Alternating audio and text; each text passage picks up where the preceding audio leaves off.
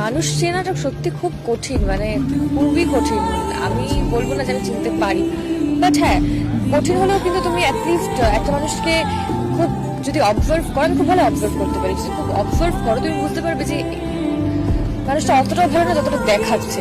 ভেতরে ভেতরে কোথাও না কোথাও গিয়ে যে আমাদের টেন্ডেন্সিগুলো না আলটিমেটলি মুখে চলেই আসে, যেগুলো আমরা মনে ভাবি, যেগুলো আমরা করতে চাই, সেটা হয়তো একটা মুখোশের আড়ালে থাকলেও, একটা হাসি মুখে থাকলেও, কোথাও না কোথাও গিয়ে তাদেরকে অবজার্ভ করলে বুঝতেই পারবে যে তার ভেতরে কি আছে অ্যাকচুয়ালি।